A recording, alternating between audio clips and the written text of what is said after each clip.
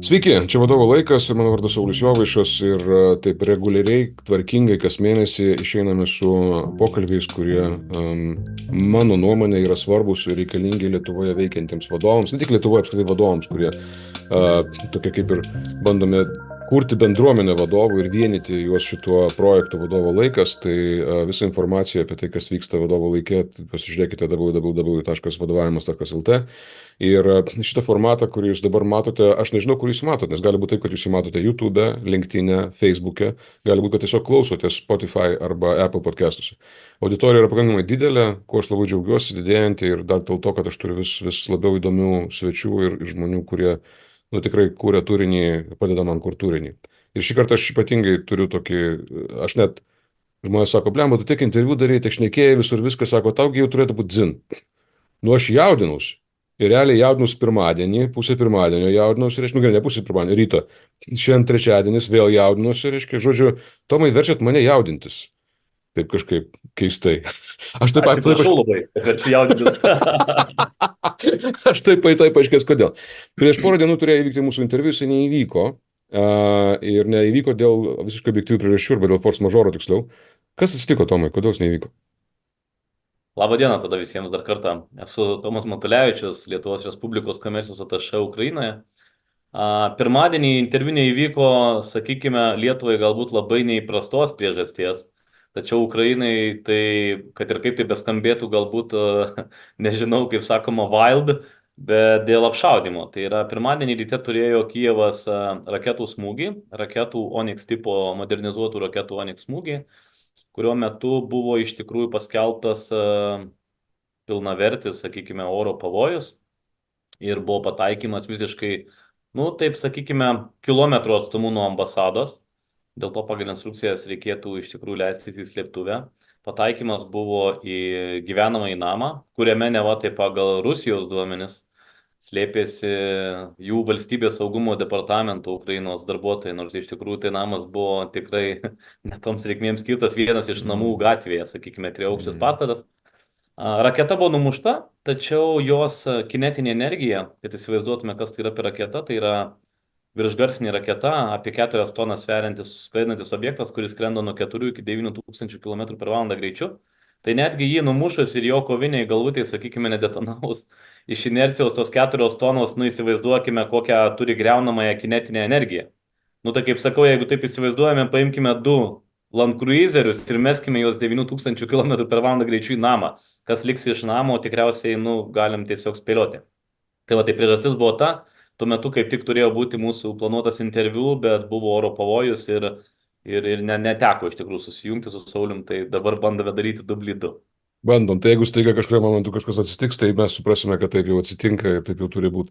Dažnai dabar jūs, kaip čia, apšaudo draugišką ukrainiečių jums tautą? Savaitė iš tikrųjų buvo praktiškai 3-4 diena iš eilės, kai atakuojamas tiek Kijevas, tiek kiti Ukrainos miestai, atakuojami įvairiais būdais, sakykime, įvairiomis priemonėmis, tiek šachedais, tai yra dronais skraidančiais, tiek raketomis įvairiomis, Kinžalai, X105, 95, Onyxai, visa kita, ką turi visą tą skraidantį, kaip sako ukrainiečiai, skraidantis klamas, bet tas skraidantis klamas atskrenda. Tai neva priežastis tokia, kad dėl ukrainiečių įvykdytų sėkmingų atakų Rusijos gilumoje, tai yra naftos perdirbimo įmonių.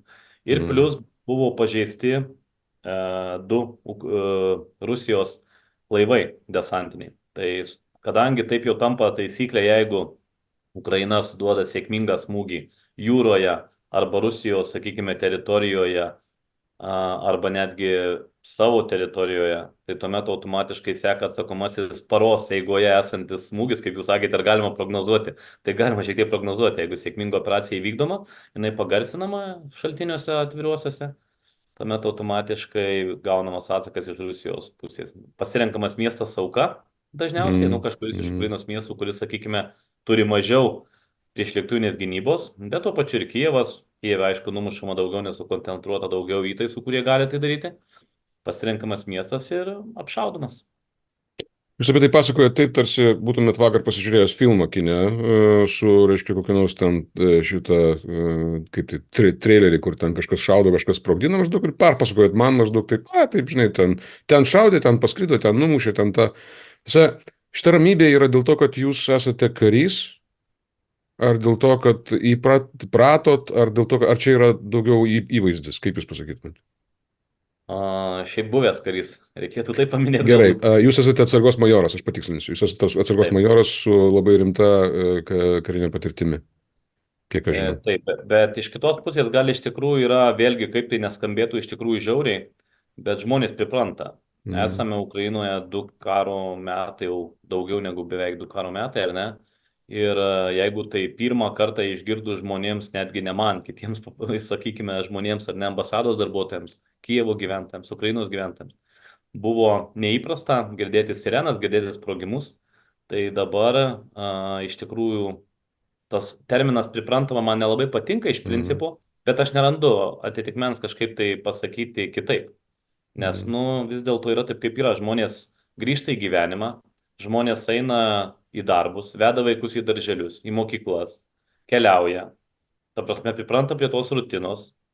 Taip yra sudėtinga matyti, kaip pavyzdys, jeigu vakare yra skelbiamas oro pavojus, tai važiuoji mieste ir matai šeimą su vaikais, su šunimis, su daiktais, kilimėliais, kuprinėmis, kėdėmis, besileidžiančius į metro ir besislepiančius nuo oro pavojaus, nes kad ir kaip bebūtų apsaugotas Kijevas ar ten kiti miestai, nu prieš lėktuvinę gynybą niekada nenumuš 100% taikinių. Mhm. Tai yra, Mhm. šiandien tu matai kaimyno namą, rytoj tu jo gali ir nebematyti iš tikrųjų. Tai ta Mhm. grėsmė yra ir tie žmonės, sakykime, su šeimomis, ypač nes vis tiek, sakykime, kai yra vaikai arba artimieji šalia tavęs, yra didesnė pavojaus rizika arba, sakykime, atsakomybės tas jausmas, ar ne, kai esi vienas savo, kaip sakoma, tai yra galbūt truputėlį kitaip, Taip. bet vis tiek. Tai va, tai tie vaizdai yra tokie nelabai, sakykime, įkvepiantys, bet mano manimu tai labai motyvuojantis. Mhm. Motyvuojantis dėl ko? Dėl to, kad reikia daryti viską, kad mes nugalėtume čia. Kad tas siaubas, teroras, agresija nepereitų pas mus į Lietuvą. Aš tą visą laiką sakau labai drąsiai, iškeltą galvą ukrainiečiams ir visiems kitiems. Padarykime viską čia, kad neteitų, nes kai tikriausiai galima sakyti, kad kai Sirijoje buvo bombarduojamas Alepas ir kiti miestai, ar ne, tos pačios rusų aviacijos, šiaip. Tai Mhm. tikriausiai mums taip atrodė, kažkur toli kažkas vyksta, gaila žmonių, taip, tai humanitarinė katastrofa, žūsta žmonės, matome tuos vaizdus iš, sakykime, televizijos ekranų, bet dabar tai yra jau nebe Sirija, tai yra, jeigu nuo Vilniaus skaičiuojant tiesiai per Baltarusiją, tai tikriausiai mažiau negu 800 km. Taip kad tas karas jau ir priešas yra nebe už vartų, o jau beldžia praktiškai į vartus, sakykime. Taip, tai mums reikia susitelkti, susikoncentruoti ir daryti viską, kas yra įmanoma. Daryti geriausia tai, ką mokame, kiekvienas savo profesijos žinovas arba tai, ką daro, tam, kad Ukraina nugalėtų ir tuo pačiu nugalėtų Lietuva ir visas demokratinis vakarų pasaulis. Mhm. Nu, tai yra smagu, kad vis dėlto žmonės daro. Mes iš tiesų apie karą čia Lietuvoje žinom labai mažai. Aš taip manau. Ta prasme, nepaisant to, kad kalbama yra daug, tačiau mes turime labai vienpusį, ne tai, kad ne vienpusį paveikslą, galbūt turim tik tai tam tikrą paviršių. Mes žinome tai, ką mums reikia žinoti, grubiai kalbant. Taip, sakykime taip, kadangi vyksta karas, tai yra normalu, kada, reiškia, karo metu informacija yra toksai yra įrankis žymiai labiau negu tiesiog pati informacija. Ir aš labai norėjau pakalbėti su jumis būtent apie tą truputėlį kitą karo pusę, apie kurią mažai kas kalba. Būtent vat, aš bandau įsivaizduoti situaciją. Prieš 2 metus, daugiau negu 2 metus dabar jau atsitinka baisus įvykis, atsitinka labai rimta visom prasmėm krizė. Ir toj šalyje, Ukrainoje, egzistuoja daug organizacijų, įmonių, verslo ir panašiai. Ir vat man galbūt pradėkime nuo to, šiek tiek norisi suprasti. Atsitiko šitas didelis dalykas, kaip sureagavo žmonės, kaip sureagavo įmonės, kaip sureagavo organizacijos, kaip sureagavo vadovai. Vat ką jūs tokio matėte? Aš nesakau, ne kažkokia ten baisiai detalus apžvalgos, bet tiesiog vat, momentai, kuriuos jūs matėte, kaip reagavo žmonės, kurie atsakingi už kitų žmonės. Ir nekalbu apie karinės institucijas, bet būtent civilinės institucijas. Kaip reagavo vadovai, ką darė, ką matėt? Labai daug iš tikrųjų pavyzdžių teko matyti, nes, nu, kaip žinome, Lietuvos ambasada viena iš paskutiniųjų, turiu omeny, traukėsi iš Kijevo, būtent jau tą 24 rytą iš tikrųjų buvo priimtas sprendimas šiek tiek pasitraukti saugiau link vakarų. Tačiau mes matėme viską, tai yra nuo pat, sakykime, tų kamščių degalinėse, užkimštų miesto arterijų, panikuojančių žmonių, vykstančių dviračiais, vežimėliais, automobiliais, traukiniais ir taip toliau. Tai kas liečia verslą ir įmonės iš tikrųjų, tai žinau keletą pavyzdžių, tokių, sakykime, kurių, tikrai reikėtų paminėti. Kaip pavyzdys, viena nedidelė įmonė apie 60 km nuo Kijevo karo dieną planavo atidaryti savo kepyklėlę. Graži vaistinga vietovė, mūsų analogas būtų tikriausiai, nežinau, Pažaislio vienuolyno vaizdas toks su vaizdu į Dniepro, su maža koplytėlė. Istorinė, sakykime, Ukrainos vieta, kaip prilyginti galėtume mūsų Kernavė, kažkada buvęs didžiulis uostas Dniepro, sakykime, upės pakrantėje. Ir jie planavo atidaryti kepyklėlę, nes niekas nežinojo, kada iš tikrųjų atidarys, ar ne? Kepyklėlė, gražioj vietoje, žmonės žino tą vietą, sakykime, važiuoja, bet ne taip, kaip, sakykime, gal galima tikėtis. Bet jų mintis buvo kepti čia vietoje, virti arbatą, patys gyvena savininkai 20 metrų nuo tos vietos, sena istoriografinė vieta. Ir prasidėjo karas tą pačią dieną, kai būtent jie turėjo atidaryti kepyklėlę. Prie pat jų iš karto įsikūrė priešlėktuvinės gynybos padalinys.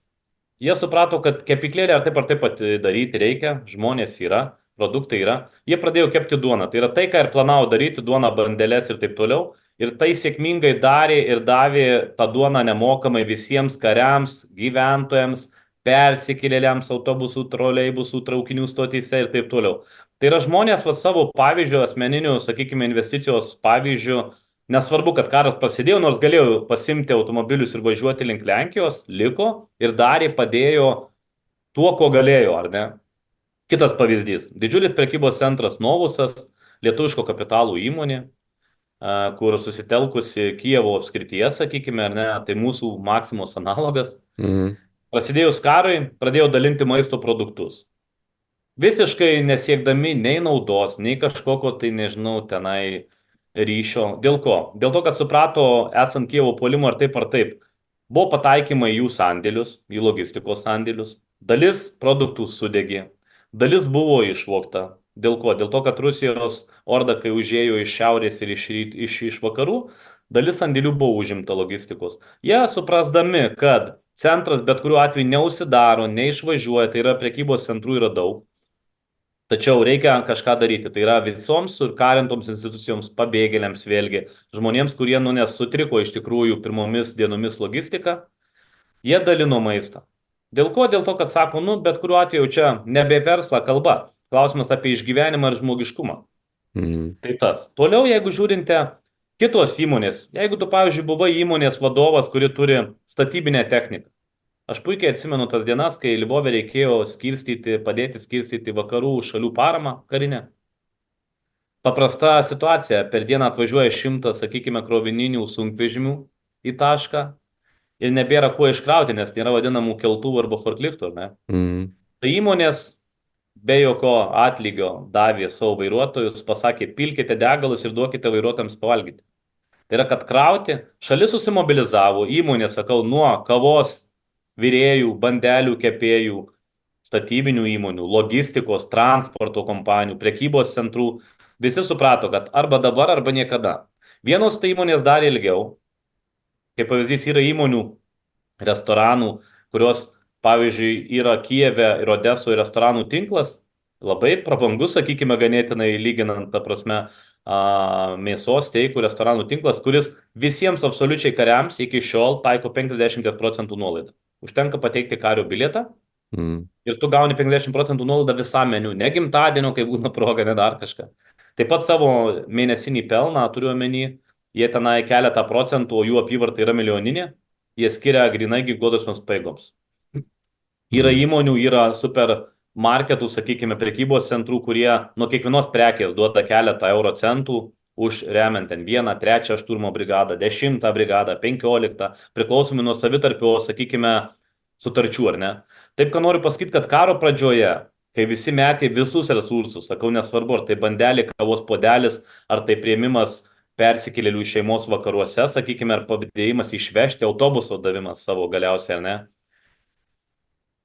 Iki pat dabar verslas persiorientavo, sakau, kas kiek gali, kiekvienas, žinoma, pagal savo galimybės, pagal savo resursus, tačiau iki šiol remia, palaiko, priėmė kas, sakykime, yra tikrai paminėtina ir ko turėtume pasimokyti, tai nestandartinių sprendimų prieimimas ir greitų Mhm. sprendimų prieimimas. Kaip žinome, verslas tą gali daryti, netgi turėdami ribotus išteklius, ribotą kapitalą, tačiau jie gali priimti, jiems nereikia surinkti tarybos kažkokios, nežinau, susitikimo, daryti analizę, darome, nedarome. Įmonės vadovas iš principo yra tas lyderis, kuris gali priimti sprendimą čia ir dabar. Atiduodame techniką, neatiduodame, panaudos sutartimi ar sutartį vėliau pasirašysime. Niekas apie tai negalvojo. Tiesiog darė tai, ką reikia. Jeigu reikia ekskavatoriaus kasti apkasams apie Kijevą, duoda. Jeigu betono gaminius liejant įmonė atidavė visus blokus Kijevo apskrities statyti bunkeriams, valio. Smėlio maišai, super, valio. Mhm. Analogas senukų epicentrų prekybos centrai. Atidai visas statybinės medžiagas, tinklus, maišus, kastuvus, ta prasme, tam, kad būtų kažkoks tai, sakykime, tu nejauti to savo indėlio galbūt rolės arba reikšmės bendrame katile karo, ar ne? Nes karas, reikia suvokti, reikalauja begalės resursų. Jeigu, kaip pavyzdys, mes nusiperkame 1000 dronų ir galvojame, kad jų kažkuriam laikui užteks, tai jų neužteks. Jų užteks kažkuriam laikui, tas tiesa, bet jų tikrai neužteks ilgiau. Jeigu galvojame, kad sukaupsime 1 000 000 tonų kūro rezervo, jo užteks bet kažkuriam laikui. Tai yra turime suvokti, kad karo mašina kiekvieną dieną reikalauja maitinimo, degalų, amunicijos, medicininių priemonių ir taip toliau, ir taip toliau. Mhm. Taip kad Mhm. verslas, ką parodė Ukraina, tiek pradžioje, tiek karo eigoje, tiek ir dabar remia, persikvalifikavo, taip susigražino galbūt techniką, nes vėlgi jeigu buvo dilema, arba tu grįžti į verslą po 2 metų ar ne, arba tu užsidarai savo statybų įmonę, teisingai. Tačiau vis dėlto rezultatas yra akivaizdus. Ir tas visuomenės susimobilizavimas, bendrų pastangų, sakykime, sumetimas į vieną vietą ir darimas bendro reikalo, nes visi suprato, kad reikia daryti, nes be mūsų niekas. Nes pati valstybė, niekada neturės nei sukauptų rezervų, tokių, kad galėtų 2 metus kariauti. Ką reiškia 2 metus kariauti kiekvieną dieną? Tai yra, sakykime, nepagrįstai didelio dydžio resursų reikalaujantis procesas. Taip kad Mhm. be verslo, be žmonių, be savanorių tų pačių iki šiol visi stebėsi tuo, sakykime, fenomenu, tai yra savanorių veikla. Nesvarbu, ar tu sutinki persikėlėlį į traukinių stotyje, ar tu jam paduodi kavos, ar tu jį perveži per sieną, ar tu kepi bandeles duodi, ar tu renki paramą dronams savo žinomam vienetui, kur tavo brolis kariauja, draugas, kaimynas ir panašiai, ar tu veži šiltą aprangą, ar tu ieškai turniketų užsienyje, visi susijungia daugiau, mažiau savanorių veikla ir įmonių, sakykime, mobilizavimas resursų mums dabar rodo rezultatą, kurį mes turime va šiai dienai Ukrainoje iš tikrųjų. Jo. Tai aš labai smagu girdėti ir aš nebejoju, kad kaip ten, kaip slavai, bėda jinai suvienyje žmonės, bėda jinai padaro tai, kad tu galvoji daugiau, pradedi galvoti daugiau apie kitus, ne tik apie save. Tačiau tuo pačiu metu tie visi žmonės, kurie sakė, imkite traktorius, imkite ekskavatorius, imkite bandeles ir kavą, ateina laikas, kada jie supranta, kad jo, bet aš turiu išgyventi. Vartojimas aiškiai krenta, vis tiek neišvengiamai karo metu persitvarko visi, reiškia, ir lėšos kitaip vaikšto, ir žmonės kitaip vaikšto. Ir dabar praėjo 2 metai ir aš įsivaizduoju, kad turbūt vis tiek įmonės pradeda galvoti arba galvoja, kaip mums toliau patiems išgyventi. Kaip jie, galbūt esat turėjot pavyzdžių, kaip jie perdarė savo veiklą, pertvarkė savo veiklą arba savo, nežinau, gal net ir santykius su darbuotojais kažkuria prasme, tam, kad galėtų išgyventi, nepaisant pasikeitusių sąlygų. Nes vis tiek, verslas turi generuoti kažkokias tai pajamas, jisai gali, mes įsivaizduojam, pavyzdžiui, kadangi Ukraina yra didelė šalis, karas vyksta aktyvus, reiškia, karo veiksmai vyksta pakankamai, reiškia, koncentruotoje vietoje, kaip mes įsivaizduojame, tai reiškia, konkrečiai stovėjimas armijos prieš armiją vyksta tam tikroje konkrečioje vietoje, o visa kita šalis, jinai kažkaip gyvena. Mes neįsivaizduojam, kaip jinai gyvena. Mūsų sąmonė atrodo, kad jeigu karas, reiškia, viskas užsidarė, viską išdalino, ir visi išvažiavo arba kariauja. Ir dabar, kai aš suprantu, būtent dėl Ukraino yra kitaip. Kaip ten yra? Kaip žmonės adaptavosi, kaip verslai adaptavosi prie pasikeitusių aplinkybių? Dabar reikia suprasti, kad Ukraina iš tikrųjų prarado iki 10 milijonų gyventojų. Tai reiškia, 20-25% populiacijos išvažiavo. Ką tai reiškia? Kad vėliau bus demografinės tam tikros problemos, siekia sugrąžinti tuos žmonės atgal į darbo rinką, ar ne, kitos šalys jau dabar jaučiame, kad tikriausiai nenorės taip lengvai paleisti darbo rinkos, ar ne. Taip. Tačiau, nesvarbu tai, sumažėjo vartojimas, tiesa, bet karo pradžioje atsimenu, kai buvo normuojami produktai. Tai yra Kijevo mieste, kuris buvo iš principo atkirstas, buvo likusi vienas greitkelis išvažiuoti iš Kijevo. Tai yra buvo normuojami produktai. Tai yra tie patys verslai kartu su valstybė nesuprato, kad, kaip pavyzdys, ateini į supermarketą ir tu gali nusipirkti 2 kepaliukus duonos, ten 2 stiklainius agurkų ir panašiai. Bet tau tų pilnai užtenka. Tam, kad nebūtų, suprantat, atvažiavai, prisipirkai pilną vežimėlį grikių, kurių nežinai, ar tu juos valgysi ar nevalgysi, ar ne, kaip kad buvo čia tokių pavyzdžių. Tai vartojimas sumažėjo, ekonomika Ukrainos, ar ne, ekonomika iš tikrųjų, sakykime, išgyvena sąstingį. Jeigu ne užsienio pinigų ir lėšų, sakykime, stimulacija, ar ne, būtų labai blogai. Dėl to, kad pats biudžetas, iš tikrųjų, ukrainiečiai slepia tuos skaičius, nesako, kiek jie surenka mokesčių ir taip toliau, tačiau skaičiuojant ES, kitų institucijų paramą, skaičiuojama, kad tikriausiai iki 80% valstybinio biudžeto surenkama donorų lėšomis. Tai yra 20% generuojama vietinėmis lėšomis. Verslai, jeigu žiūrint, pavyzdžiui, nežinau, pradėkime nuo viešo maitinimo įstaigų, sakykime, ne? Jeigu pradžioje karo, tam pačiam Kijeve, sostinėje, kurioje, sakykime, nepagrįstais duomenimis, neparemtais, gyvena nuo 3 iki 5 milijonų gyventojų, nes gyventojų skaičius tikrai atsistatė dabar jau. Turiu omeny, karo pradžioje išvyko, liko trečdalis, sakykime, milijonas, gal dabar grįžo.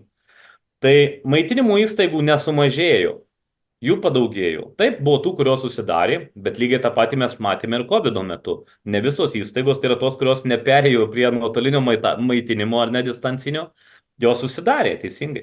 Tai taip pat ir šičia.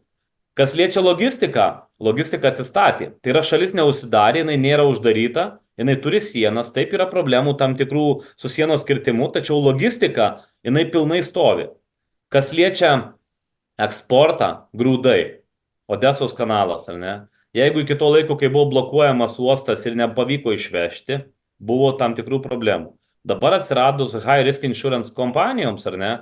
Kroviniai yra pilnai draudžiami ir iš principo, sakykime, tai tapo efektyvus kelias užsienio laivams, pilnai apdraustiems, vykti į Odesą, pasikrauti tos pačius grūdus ir vežti.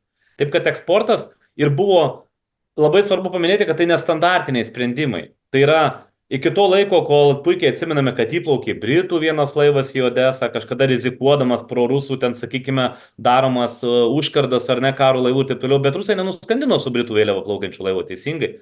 Dabar, kai plaukia laivai iš viso pasaulio su pilnai apdraustų kroviniu, nėra tikslo jo skandinti, pripažinkim teisingai. Ką tai rodo? Kad aukštos rizikos draudimo fondai ir kompanijos atėjo į Ukrainą. Žinoma, tai yra didžiuliai kaštai, daug kainuoja apdrausti, kad pritraukti tą kompaniją, nes jinai turi generuoti pajamas. Tačiau tam įvykus mes turime rezultatą, kad eksportas ir laivyba vyksta. Nes pradžioje karo, kuro tiekimas šalyje, ar ne, kai subombarduotos buvo kuro perdirbimo gamyklos ir saugyklos, kuro buvo limituojama, tai yra 10 litrų gyventojų per dieną. Ir eilės buvo, patikėkit, 2 valandas laukti 10 litrų įsipilti. Kur nuvažiuosi 10 litrų, tikriausiai apie 100 kilometrų, ar ne? Tai nes kodėl? Dėl to, kad nutrūko tiekimas vamzdžiais, nutrūko uostų ir viskas tik tai per sieną. Per sieną iki karo buvo sakoma, kad tiekiama iki 15-20% viso reikalingo Ukrainai kuro, nes visą kitą ėjo, sakykime, tanklaiviais, ar ne?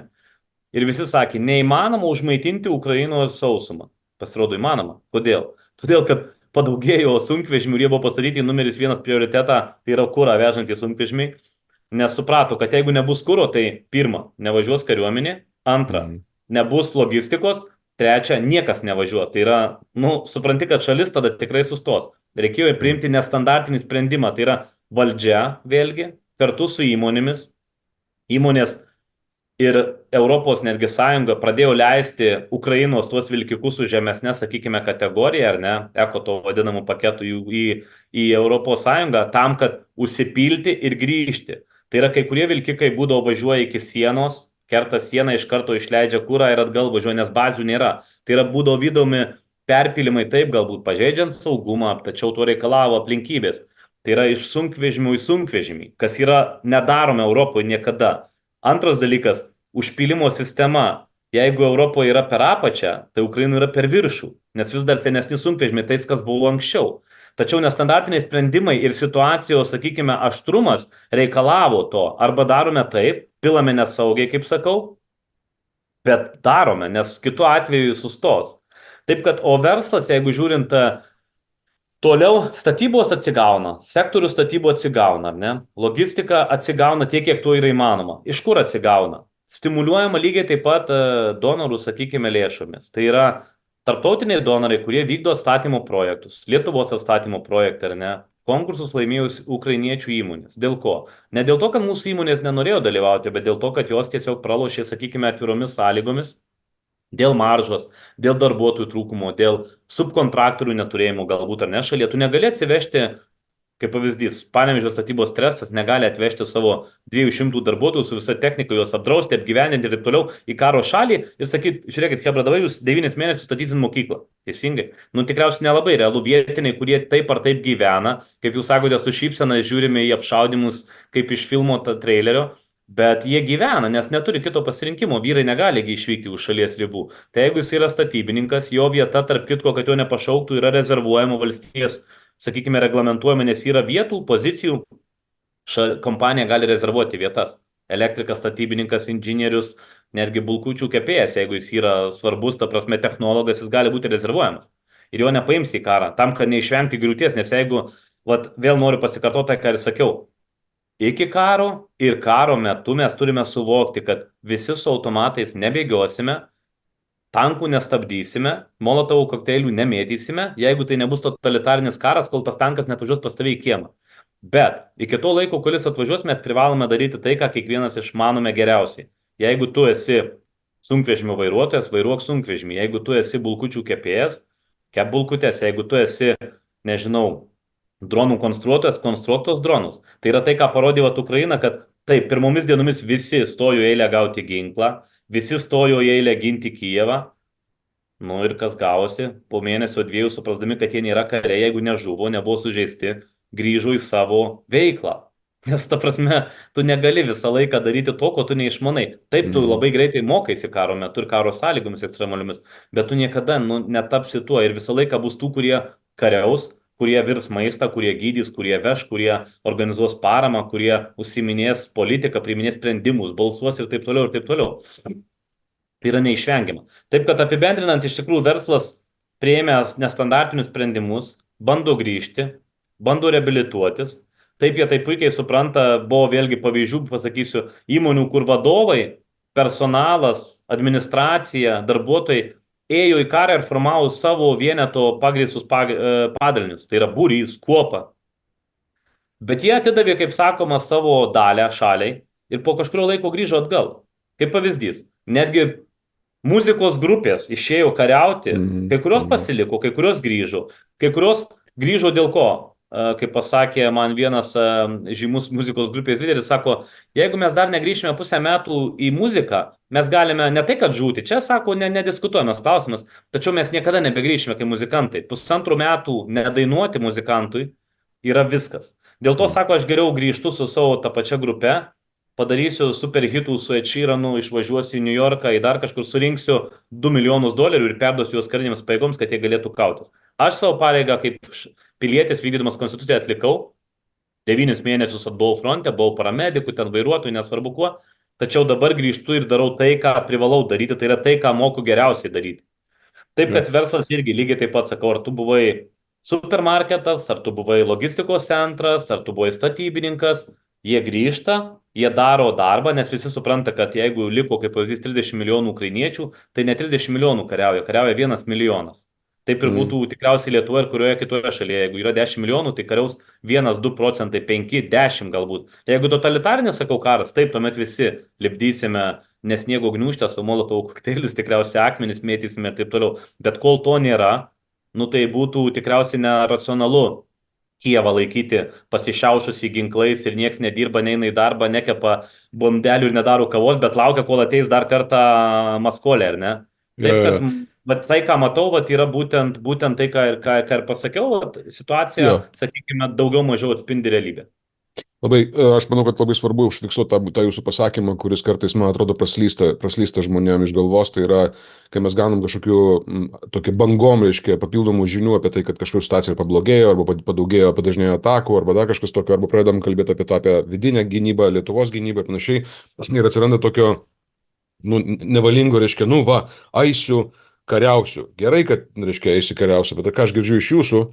Na, aišku, visų pirma, jeigu tu moki, jeigu nemoki, tai neilgai kariausi, bet vis dėlto gera intencija, viskas ok. Bet man patinka pati jūsų mintis apie tai, kad tu labiausiai gali prisidėti gerai darydamas tai, ką darai, tai, ką moki daryti, tai, ką darai. Bet čia man įdomus ir dar momentas toksai. Ukraina iš esamos situacijos, taip, jinai baisi visom prasmėm, bet labai daug išmoks žmonės Ukrainoje. Jau išmoko labai daug ir labai daug išmoks. Kaip manot, šitoks gal labiau filosofinis klausimas, ko galim mes išmokti, kaip čia, nes dar neprasidėjo, nes gal ir neprasidės, nes neprasidės, panašiai, bet reiškia, ko mes galime išmokti iš to, ką išmoko ukrainiečiai, kai jiem jau prasidėjo. Mes visi žinome, kad ekstremalios situacijos jos ir sustiprina, jos vienyje, jos mobilizuoja, jos, reiškia, ten ieškom nestandartų sprendimų ir panašiai, bet reiškia, nėra nestandartinės situacijos, bet mokytis jau yra iš ko. Kadangi jie arti ir mes turime su jais tamprų ryšį. Galbūt yra idėja viena kita, ko mes galim iš jų pasimokyti, ko jie išmoko esant tokiai situacijai. Taikos metu, ko mes galim panaudoti. Galbūt toksai pamastymas. Vienas tai suprantu, gerai dirb savo darbą. Kitas suprantu, remti savo karinės pajėgas. Viskas ok. Bet ką mes dar galim išmokti? Reikėtų iš tikrųjų, nekeliant jokios panikos, tvarkingai, ramiai pagalvoti, išaušus dienai X, kuri galėtų išaušti šiaip labai netikėtai, nes būkime tikrai realistai, niekas nesitikėjo, kad 21 amžiuje raketomis puls sostinė, viena iš Europos, sakykime, sostinių ir taip toliau. Pagalvoti, ką daryti su artimaisiais. Kodėl tai yra svarbu? Todėl, kad labai paprastas žmogiškasis faktorius. Kol tavo šeima, seneliai, tėvai, nežinau, vaikai, žmona yra šalia ir tu galvoji, ar juos pataikys raketa Rusija ar ne, tai nesvarbu, ar tu kariauji, kas vėlgi yra labai svarbu tau morališkai, ar tu darai kitą darbą, tu negali atsiduoti ir susikoncentruoti. Tai yra, ką ir įmonės darė, ką individualų žmonės darė. Stengiasi evakuoti į saugesnę, sakykime, vietą savo artimuosius darbuotojus, jų šeimas ir taip toliau. Kodėl? Todėl, kad nemaišyti, susikoncentruoti, susitelkti ir daryti tai, ką tu privalai daryti. Tai ar tai būtų Lietuvos teritorija, ar tai būtų, sakykime, užsienis, ar tai būtų artimieji giminaičiai gyvenantys užsienyje, nesvarbu, Lenkija, Danija, Norvegija, čia kiekvienam, kai sakoma, pagal skonį ir galimybės. Tačiau apie tai reikėtų pagalvoti. Kai kalbama apie atsargas kažkokias tenai arba kaupimą, tai reikėtų realiai, pavyzdžiai rodo, kad tu išeini iš namų kritinę situaciją maksimum su 2 tašėm. Tai yra turi tai, ką tu turi iš tikrųjų. Drabužiai kažkokie, kažkoks tai medicinos rinkinys, kažkoks tai maisto paketas. Ta prasme, tu neprisimsi visi ten stiklainių, tikrai nieks neims, ims tikriausiai džiovintus vaisius, nes užima mažiau vietos, bet energijos duoda tikriausiai daugiau.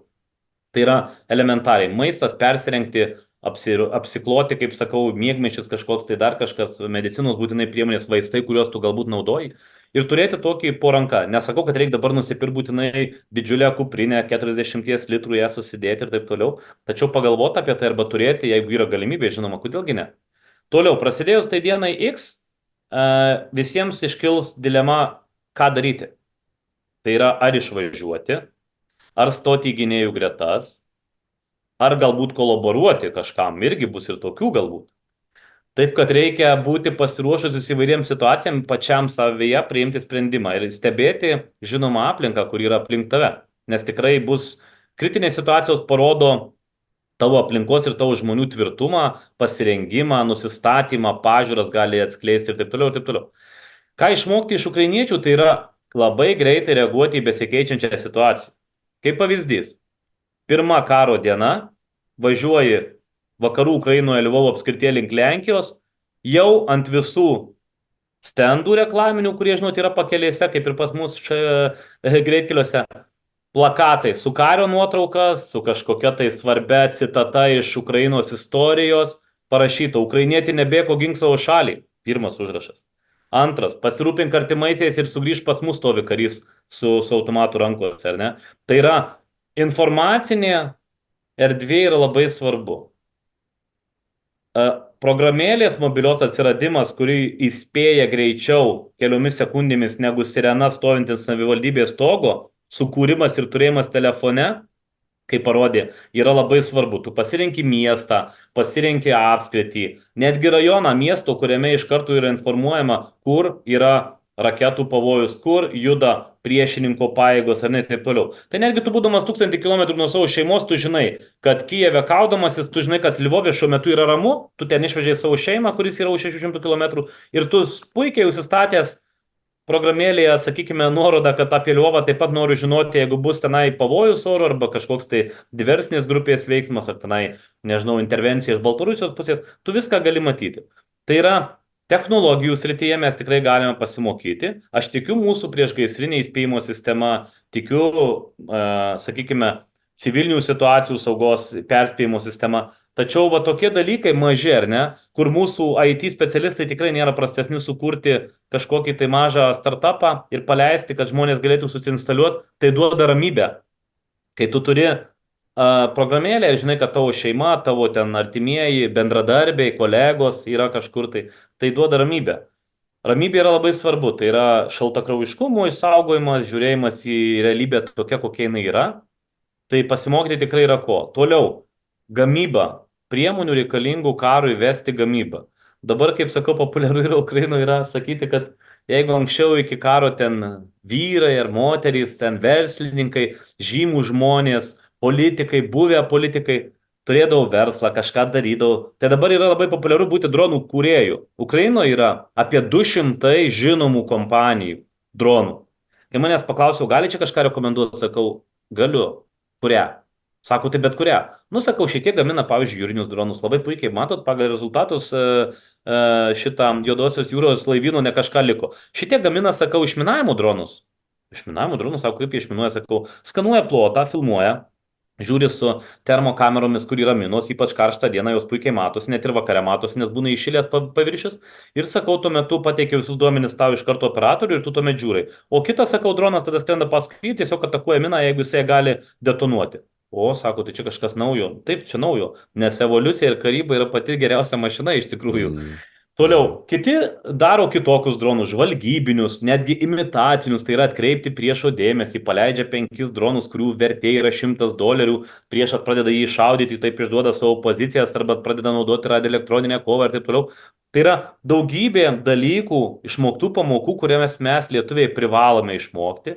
Aš nesakau, kad mes jų nepasiemame, kad mes nesigiliname, kad nežiūrime, kaip reikėtų galbūt kariauti, kaip pasirengti, kaip visuomenę parengti, kaip nuraminti visuomenę, ar ne?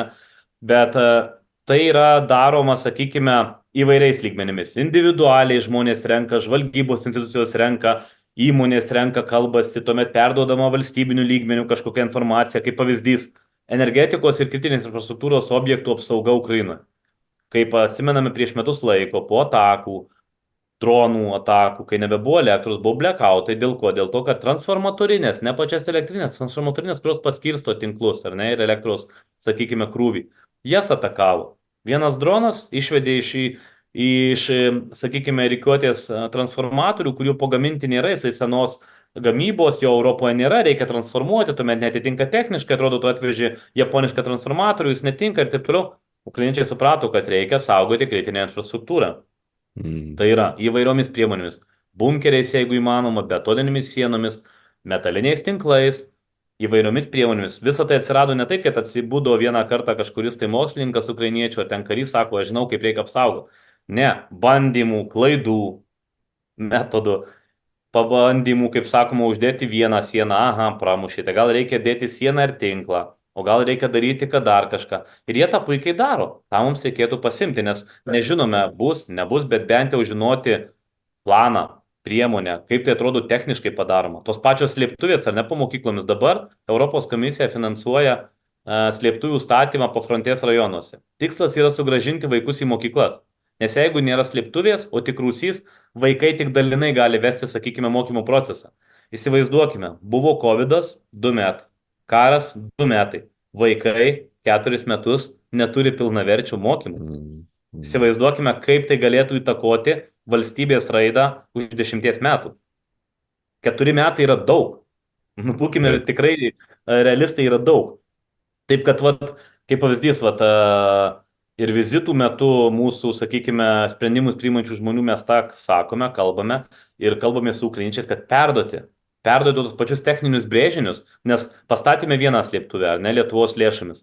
Matome, kad yra tam tikrų techninių pakitimų statybų reglamente, plus tiesioginis pataikymas raketos pažeisti gali dalinai slėptuvę, dėl to reikėtų sustvirtinti keliomis kolonomis. Tai yra iš karo išmoktos pamokos, kurias implementavus į statybų reglamentą, į naujus projektus techninius, galime gauti puikų rezultatą. Tai yra, projektas išlieka. Jau turint projektą, sutaupime lėšas ir laiką, sakykime, jeigu reikėtų mums Lietuvoje statyti, ar ne? Pati slėptuvė Mm. čia yra, sakykime, pusės metų darbas, intensyvus turint projektą ir medžiagas. Paimti ir naują visiškai po mokyklą tūkstančių žmonių pastatyti slėptuvę, pusė metų čia maksimum yra. Turint, sakau, projektą ir įmonę, kuri gali tai daryti. Taip Mm. kad pasimokyti nuo IT iki statybos, iki karybos, iki technologijų, know-how perdavimo tikrai turime kur. O verslui tiesiog reikia būti pasiruošus arba atiduoti savo visą verslą, jeigu tu nespėsi jau, kaip sakau, atiduoti savo šaliai, atiduosi kitiems. Tokie pavyzdžiai kaip didžiuliai pomidorų ūkiai, vynogių ūkiai. Kaip pavyzdys, turėjau 300 vienetų technikos, nespėjau jos atiduoti kariuomeniai arba, sakykime, išvežti į šalies gilumą. Dabar tie traktoriai sėkmingai važinėja Čečėnijos ir Rusijos stepėse, nes John Deere protinga technika nesugebėjo čečėnai nuimti GPS ir vat, kalbėjome nesnei su vieno didžiausio Ukrainoje ir vienu didžiausių Europoje pomidorų pastos gamintojų, sako, aš matau, vat, atsiverčiu kompiuterį, mano 2 traktoriai Čečėnijoje važinėja. Kiti sako 8, nes turėjau apie 215 gal tų traktorių, juos tiesiog išvogė. Suprantate, tai turiu meni, kad tas traktorius galėjo tarnauti savoms pajėgoms, bet dėl masinio greito užpuolimo nespėjo, ne dėl to, kad tas žmogus yra nepraukrainiškas, jis Mm. nespėjo. Taip kad, vat, Mm. jeigu tu nespėjai, sakoma, atiduoti savo maisto produktų, sandėlių, technikos, nežinau, sunkvežimio, džipo galiausiai, jeigu tau nebereikia, tai yra tikimybė, kad jis nueis į kitas rankas. Man yra svarbi pamoka, dėl kurios turbūt aš ir labiausiai norėjau su jumis pakalbėti, tai yra tai, kai jūs papasakojate apskritai bendrą istoriją, bendrą situaciją ir kaip žmonės adaptuojasi, kaip žmonės prisitaiko, kaip žmonės imasi tam tikrų svarbių, reikšmingų, ryžtingų žingsnių. Man svarbi labai pamoka šitoje vietoje yra tokia, kad iš esmės konkurencinė kova arba laimi tie verslai, kurie neištikus kriziai nusprendžia, ką darys ją ištikus. Ką aš turiu galvoje, tai yra būtent tai, kad mes dabar turime tą artimo pavyzdį, kuris iš esmės, man atrodo, galėtų komunikuoti mūsų čia veikiantiems verslams. Ne ta prasme, kad yra ką panika, ką man dabar daryti, Jėzus Marija, čia reikia viską mesti, reikia kažką. Ne, tiesiog tai yra labai normali situacija, kurią pasiėmė ir galvoji, žiūrėk, atsitinka krizė ir ką aš galiu padaryti geriausiai jai atsitikus. Ir tada užduodi savo kitą klausimą. O kaip aš tą galiu panaudoti, jai dar neatsitikus?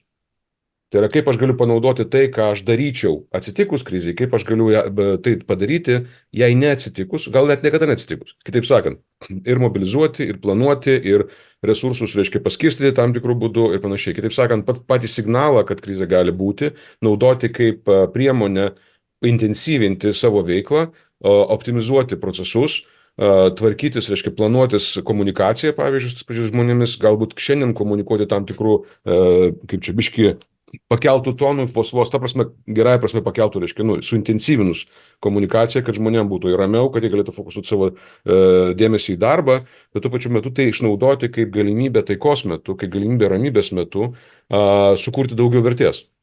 Tai turbūt apie tai labiausiai eina. Tai aš dėl to esu jums labai dėkingas už šitą pamoką ir tai, ką jūs darote. Kadangi esate Lietuvos Respublikos ekonomikos atašė Ukrainoje, verslai galbūt yra verslai arba organizacijos galvoja apie Ukrainą. Ar yra kažkas tai, apie ką jums reikėtų pagalvoti labiau, negu jie galvoja dabar, arba daryti kažką labiau, negu daro dabar? Kaip galvojat? Gal turite jums rekomendaciją, konsultaciją kaip ekonomikos atašė, ko jums reikėtų daryti gal biškai labiau, galvojant apie Ukrainą? Mūsų šiaip verslai Ukrainoje turi šaknis, sakykime, turi įdirbį. Ta prasme, aš nekalbu vien tik tai ten apie prekybą, prekybos centrus, tai yra ir statybos verslai, ir logistikos tie patys verslai. Mes visiems puikiai aišku, kad mūsų logistikos kompanijos važiavo iki karo ir važiuoja dabar.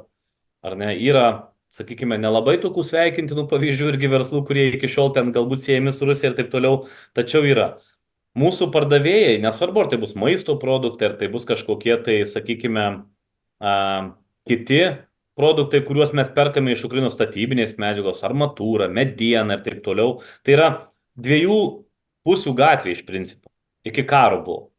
Karo metu, kas man imponavo labiausiai ir kur susidūriau iš tikrųjų jau su verslo, sakykime, iššūkiais, tai tie verslai, kurie norėjo išlikti arba matė galimybės į rinką Ukrainoje karo net metu, jie išaugo. Aš nenoriu minėti įmonių pavadinimų be jų sutikimo, tačiau yra įmonių sėkmės istorijų, kurios savo pelną padidino ir pasiekė, sakykime, 1 000 000 eurų per mėnesį.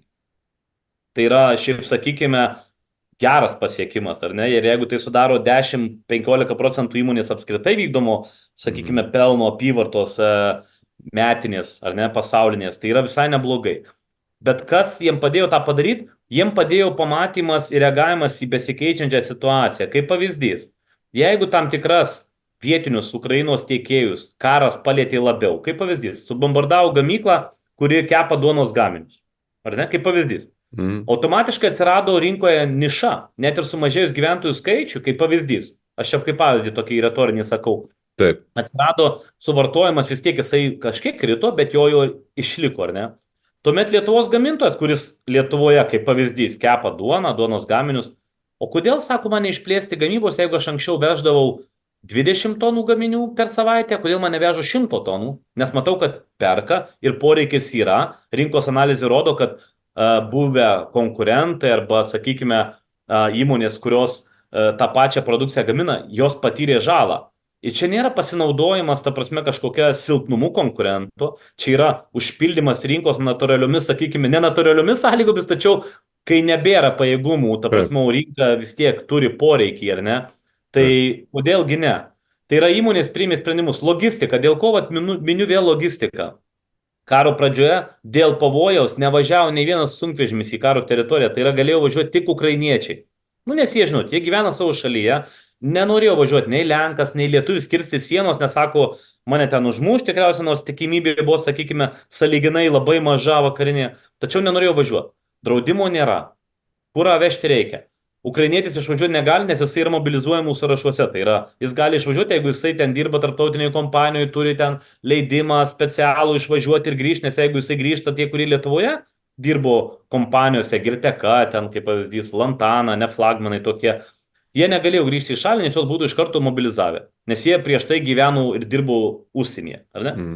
Tai mūsų įmonių sprendimai, kaip pavyzdys, jeigu sunkvežimio kaina nuo 1,5 eurų pabrango iki 5 krovinio vieno, kaip pavyzdys, Marijampolė ir Kijevas, ar ne? Tai įmonės paskaičiavo, tai gal reikia nusipirkti sunkvežimių, vat jeigu yra rinkoje dabar sunkvežimių, anksčiau rėmėmės distributorių, sakykime, pervežėjų paslaugomis, savo sunkvežimių parko neplėtojame arba turėjome jį, sakykime, sąlyginai mažą skirtą Lietuvos rinkai. Nestandartinis sprendimas 1 000 000 eurų į sunkvežimių investavimą, 10 sunkvežimių įsigijama, skaičiuokime paprastai, jeigu kaina krovinio paaugo 3 kartus, tai yra, pavyzdžiui, 3 000 eurų per vieną sunkvežimį, 10 sunkvežimių, vienas reisas, 30 000 eurų vienu reisu, jeigu tu turi ką vežti, ar ne?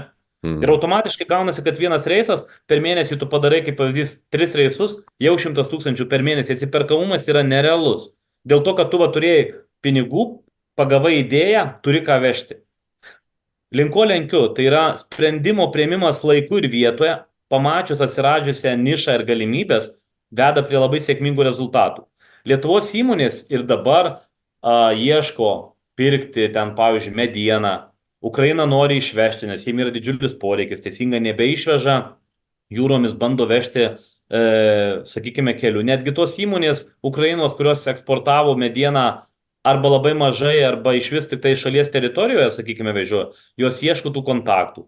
Toliau lietuviai sako, va, pas jūs subombardavo stiklo fabriką, galbūt galime mes savo stiklo galimybių dalį, ar ne, tenai galėkime gamybos pajėgumų perkelti. Tekstilė, pradeda kalbėti, aha, Lietuvoje įsiplėtėme iki tiek, nebeturime kur, gal Ukrainoje darykime. Netgi karo metu yra manimas, tai gal statykime tą fabriką kartu su ukrainiečiais kažkokie, ar ne?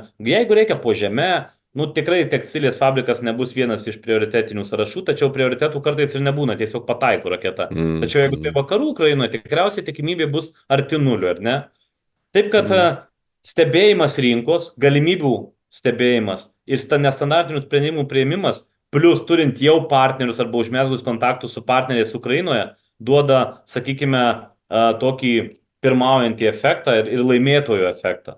Įmonės užsienio lygiai taip pat žiūri, tie patys Lenkai, Vokiečiai, kitos šalis, jos taip pat eina. Tačiau jeigu mes pirmie ateiname, jeigu mes pirmi susirandame kompaniją, kuri nori bendradarbiauti, nesvarbu, ar tai bus pervežėjai, ar tai bus medienos eksportuotojai, ar tai bus aliuminio, ten ar armatūros eksportuotojai, mes turėsime privalumą. Mes kaip mažesni, mūsų, sakykime, kompanijos mažesnės, galbūt ne tiek įsiplėtę administratiškai, neturi tų biurokratinių kažkokių, ar nesakykime, apribojimų, mes turime čia iš tikrųjų didelį privalumą. Ir tai, ką aš matau, mūsų ten maisto pramonės ar ne atstovai, nesvarbu, ar tai Biovel, ar tai Rokiškio sūris, ten jie eina, jie pardavinėja, jų asortimentas matomas Ukrainoje. Birštono mineraliniai vandenys, tas pats Vytautas, Akvilė, jie važiuoja parduoda taip, kai susiduria su didžiulė vietinių, sakykime, tiekėjų priešpriešą, tačiau savo kainą, kokybę prasimuša ir daro tai. Tie patys statybų verslas, jeigu jie nori eiti, jie turi suvokti, kokio dydžio yra Ukraina, kokia logistika ištemta yra, kokios yra rizikos. Turkijos didžiulės statybos kompanijos, kurios iki karo veikia, statė kelius, tiltus, tai jie jau turi tam tikrą įdirbį, ar ne? Ir tai nebus taip lengva užkariauti tos rinkos, bet tą reikia daryti dabar. Tai priimti riziką, kad gali pablogėti situacija, gali pataikyti kažkur į raketą nuolaužą, netgi netiesioginis sutaikinys, tu gali būti tiesiog, kaip sakoma, spektaklio stebėtojas, be netyčia tau gali kažkas ant galvos išpilti kavą, nes tu pas kavos negeri, bet šalia sėdintis bus toks emocionalus, kad išpils tau. Tai rezumė yra tokia, kad galimybių yra, jų reikia ieškoti jau dabar, reikia dirbti, reikia rizikuoti, reikia priimti nestandartinius sprendimus, nesvarbu, ar tai karyba, mūsų dronų irgi gamintojais siekia užmėgsti kontaktą, perimti know-how, susidraugauti su ukrainiečiais, maisto pramoninkai siekia užeiti į rinką, statybos pramoninkai, eksportas, importas, jisai juda, logistika ta pati juda.